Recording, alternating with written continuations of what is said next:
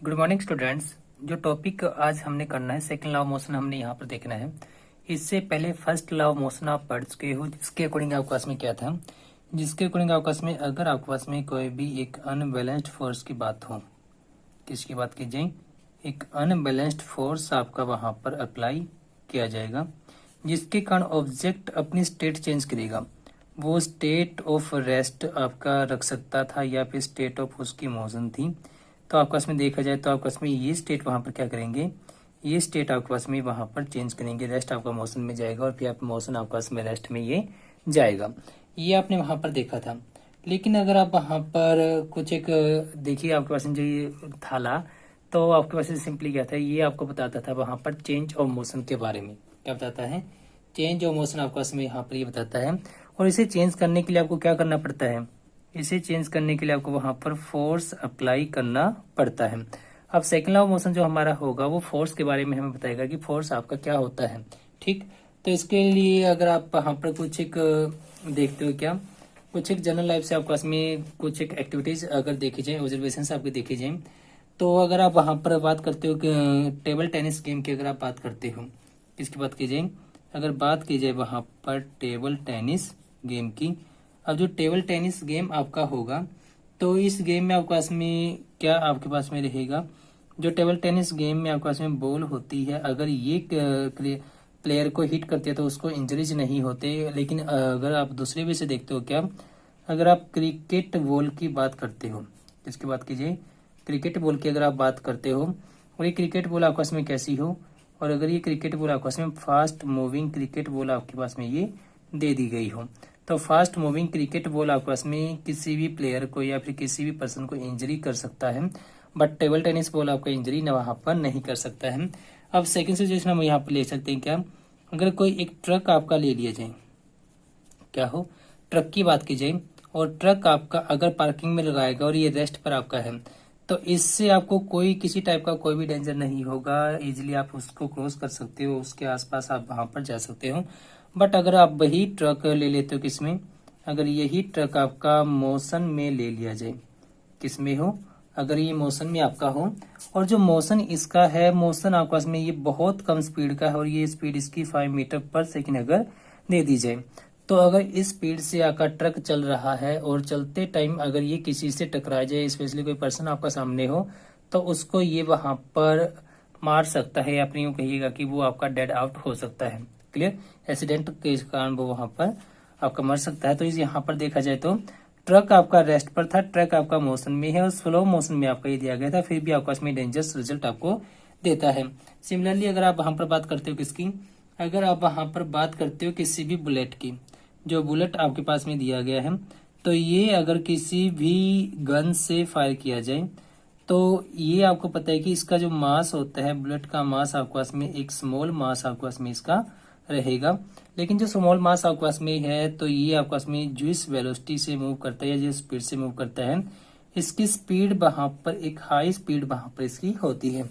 तो high speed से move करने के कारण, मास स्मॉल होने के कारण भी और हाई स्पीड हाई होने के कारण आपके पास में जो बुलेट है ये इजिली किसी पर्सन को किल वहां पर कर सकता है। ठीक, तो ये वहां पर क्या कर सकता है, ये वहां पर किसी पर्सन को वहां पर किल कर सकता है। तो अब इन तीनों एग्जांपल से हम ये कंक्लूजन निकाल सकते हैं कि जो भी ऑब्जेक्ट मेरा मोशन में है, जो भी ऑब्जेक्ट मेरा वहां पर मोशन में है, या फिर ये ऑब्जेक्ट मेरा रेस्ट पर है, ठीक, तो इसका मेनली दो फैक्टर्स पर आपके पास में डिपेंड ही करता है। सबसे पहले इसका मास आपने देखना, मास इसका कम है या फिर मास इसका ज्यादा है, और दूसरा आपने इसका देखना है, क्या दूसरा आपने इसकी वेलोसिटी देखनी है। अगर ये मोशन में है, वेलोसिटी इसकी स्लो भी हो सकती है, वेलोसिटी इसकी फास्ट भी हो सकती है, मतलब स्लो मूविंग ऑब्जेक्ट आपका हो सकता है तो ये फास्ट मूविंग ऑब्जेक्ट भी आपका हो सकता है।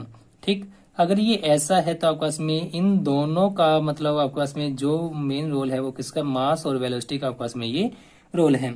इस ऑब्जेक्ट का या फिर वहां पर आपके पास में मास वेलोसिटी के कॉन्सेप्ट को लेते हुए न्यूटन ने वहां पर कॉन्सेप्ट दिया है किसका, मोमेंटम का वहां पर कॉन्सेप्ट दिया गया है। कॉन्सेप्ट जो हमने पढ़ना है यहाँ पर, कॉन्सेप्ट किसका रहेगा, कॉन्सेप्ट रहेगा हमारे यहाँ पर momentum, notation capital major small P से। अब मोमेंटम वहां पर क्या होगा, ये प्रोडक्ट होगा मास और वेलोसिटी का, क्या रहेगा, ये product of mass and velocity of the given object आपके पास में ये होगा। अब मास अगर मैं कहूँ ऑब्जेक्ट का m है तो ये m, वेलोसिटी अगर v कहा जाए तो ये v, तो आपके पास में मोमेंटम ये बन जाएगा यहाँ पर p। तो p is equal to m into V आपके पास में ये बन जाएगा। और जो मोमेंटम आपका है तो ये आपके पास में देखा जाए तो फिजिकल क्वांटिटी कैसी है, ये ऐसी फिजिकल क्वांटिटी आपके पास में है जो वहां पर क्या रखती है, जो वहां पर मैग्नीट्यूड और डायरेक्शन दोनों इसके पास में अवेलेबल होते हैं। मैग्नीट्यूड का मतलब इसकी कोई न्यूमेरिकल वैल्यू एग्जिस्ट करेगी और एक पार्टिकुलर डायरेक्शन में आपका ये एक्ट करेगा। और जो मोमेंटम आपका है तो इसके पास में अगर देखा जाए तो डायरेक्शन फिर क्या होगी इसकी, आपने कहा डायरेक्शन ही रखेगा, डायरेक्शन आपके पास में वो होगी जो डायरेक्शन वेलोसिटी की है, उसी डायरेक्शन में मोमेंटम हमारा एक्ट करेगा। ठीक, सिमिलरली अगर आपने यहाँ पर बात की जाएगी इसकी, अगर इसकी SI यूनिट की बात की जाए, किसकी बात की जाए, SI यूनिट की अगर इसकी बात की जाए तो SI यूनिट में हमने देखना है कि किसका आपके पास में इन्वॉल्वमेंट है, ये मास और वेलोसिटी का। मास की यूनिट आपके पास में होगी किलोग्राम, वेलोसिटी आपका होगा, और वेलोसिटी मेरी होगी किसमें, वेलोसिटी होगी मीटर पर सेकंड में। तो आपके पास में जो SI यूनिट रहेगी मोमेंटम की वो क्या रहेगी, मास मेरा किलोग्राम में है, वेलोसिटी मेरे पास में मीटर पर सेकंड में है, तो ये किलोग्राम मीटर पर सेकंड आ जाएगा। SI यूनिट ऑफ मोमेंटम ये मेरा बनेगा। अब जो मोमेंटम की SI यूनिट बनी है तो मोमेंटम अगर देखा जाए तो इसमें आपके पास में किसका रोल है, आपके पास में इसमें जो एप्लीकेशन होगी, अब एप्लीकेशन आपके पास में किसकी होगी, एप्लीकेशन हमने देखनी है अनबैलेंस्ड फोर्सेस की, किसकी देखनी है, अनबैलेंस्ड फोर्सेस की आपने यहाँ पर एप्लीकेशन देखनी है। मतलब अनबैलेंस फोर्स के कारण आपके पास में मोमेंटम चेंज हो सकता है, क्योंकि अनबैलेंस फोर्स आपका वेलोसिटी को चेंज करता है। ठीक, अब इसी वजह से अगर एक सिचुएशन देख ली जाए, वहां पर अगर सिचुएशन आपके पास में कोई एक कार आपकी ले ली जाए, जिस कार की बैटरी वहां पर क्या है, इस कार की बैटरी वहां पर डेड आपके पास में दी गई है, डेड बैटरी के आपके पास में ये कार है, कैसी कार है, इसकी बैटरी वहां पर डेड होगी। अब डेड बैटरी है तो इसको स्टार्ट करने के लिए आपको क्या करना पड़ेगा, आपको यहाँ पर फोर्स अप्लाई करना पड़ेगा, जो धक्का आप लगाते हो। अब फोर्स अप्लाई किया जाएगा, हो सकता है कि 2 पर्सन उस पर इतना सडन फोर्स लगाए कि स्टार्ट हो, लेकिन ये स्टार्ट आपको जो इसको स्टार्ट करने के लिए 1 मीटर पर सेकंड कम से कम आपको इसकी वेलोसिटी चाहिए, या फिर यूं कहेगा कि 1 मीटर पर सेकंड वेलोसिटी एनफ है इसको स्टार्ट करने के लिए। अगर वो पर्सन एक साथ फोर्स लगाएं, हो सकता है कि वो स्टार्ट ना करें, लेकिन वही 2 पर्सन अगर उस पर कंटिन्यू फोर्स लगाएं तो कंटिन्यू फोर्स लगने के कारण क्या होगा, वहां पर ये कार वहां पर इजिली आपकी एक्सेलरेट कर जाएगी और ये स्टार्ट हो जाएगी। कुल मिलाकर आप ये कहिएगा कि आपके पास में सिर्फ और सिर्फ फोर्स लगना मायने नहीं रखता, लेकिन फोर्स आपका कितने टाइम तक लगा, ये टाइम भी वहां पर मायने रखता है। कुल मिलाकर आपने यहाँ पर देखा जाए तो जो फोर्स लगने से आपका मोमेंटम चेंज हुआ और उसका टाइम के साथ में आपने क्या देखना है, कॉन्सेप्ट देखना है। तो जो सेकंड लॉ ऑफ मोशन मेरा होगा, ये क्या कहता है, ये सिंपल सी एक बात कहता है कि आपके पास में जो rate of change of momentum मेरा होगा, rate of change of momentum जो मेरे पास में होगा, ये डायरेक्टली प्रोपोर्शनल होगा किसके साथ, अप्लाइड अनबैलेंस्ड फोर्स के साथ। ये आपके पास में क्या होगा, ये प्रोपोर्शनलिटी शो करेगा। ठीक, तो चेंज इन मोमेंटम जो आपके पास में रहेगा, ये आपको फोर्स का कॉन्सेप्ट वहां पर देगा। क्लियर है?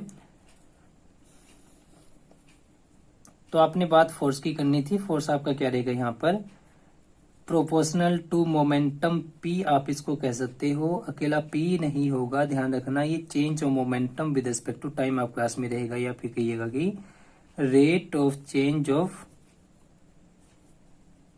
Momentum with respect to time के आपस में ये बात होगी। ठीक, तो ये था आपस में सेकंड लॉ की स्टेटमेंट और सेकंड लॉ का एक्सप्लेनेशन। अब इसके बाद आपने करना है mathematical formulation of second law of motion. अब मैथमेटिकल फॉर्मुलेशन में आपस में फॉर्मूला बनेगा फोर्स के लिए, वो हमने देखना कि क्या होगा। क्लियर? तो ये था आज का हमारा topic, second law of motion आपके पास में क्या हो रहेगा, और ये सिंपली आपके पास में लॉ क्या कहता है, rate of change of momentum with respect to time is directly proportional to the unbalanced force acting on the object in the direction of the object force. Clear? Thank you.